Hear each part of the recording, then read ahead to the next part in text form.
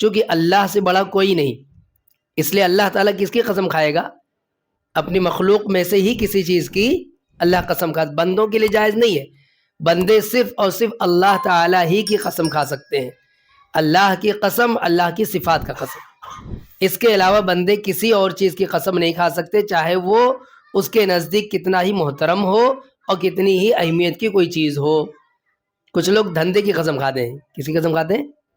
قسم میرے دھندے کی، کرسی کی بھی قسم کھاتے ہیں، اپنی کرسی پر، غلے کی قسم کھاتے ہیں، میں اپنے غلے پہ بیٹھا ہوا ہوں اس کی قسم کھاتے ہیں، وہ ان کے یہاں اہم ہے، امپورٹنٹ ہے تو اس کی قسم کھا بیٹھتے ہیں، ماں کی قسم کھاتے ہیں۔ یہ سب چیزیں جائز و درست نہیں ہے، بلکہ اس کو شرک میں شمار کیا گیا ہے۔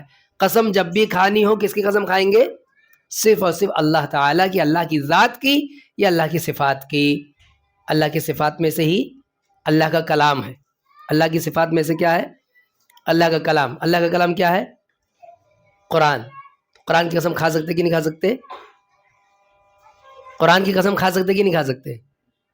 نہیں کھا سکتے۔ کیوں نہیں کھا سکتے؟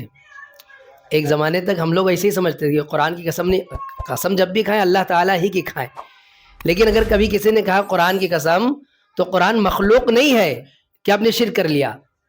قرآن اللہ کا کلام ہے، اللہ کی صفت ہے۔ یہ جن لوگوں نے مشہور کر دیا، یہ جہاں سے بھی یہ بات آئی ہو کہ قرآن کی قسم نہیں کھا سکتے، اس وضاحت کے ساتھ آنی چاہیے تھی کہ قرآن اللہ کا کلام ہے، کسی نے کھا لی تو گنہگار نہیں ہوگا، وہ اللہ کا کلام، اللہ کا قول ہے وہ۔ لیکن ایسا سلف سے ثابت نہیں ہے کہ وہ قرآن کی قسمیں کھاتی ہوں۔ جب بھی انہوں نے قسم کھائی یا بار بار جب قسم کا ذکر آتا تھا تو کس کا قسم؟ اللہ کی قسم۔ والذی نفسی بیدی، اللہ کے نبی صلی اللہ علیہ وسلم کے حدیثوں میں بارہا ملے گا کہ اللہ کے نبی صلی اللہ علیہ وسلم قسم کھاتے تھے، قسم اس ذات کی جس کے ہاتھ میں میری جان ہے، یا رب کی قسم، اس طرح کے الفاظ ہیں۔ اس طرح سے نہیں ملے گا کسی نے اللہ کے کلام کی قسم کھائی یا قرآن کی قسم کھائی، لیکن جب اس کی تفصیل میں جائیں گے تو بہرکیف اگر کوئی قسم کھاتا، قرآن کی قسم کھاتا تو گنہگار نہیں ہوگا۔ تو یہ قسم سے متعلق کچھ بات آئی۔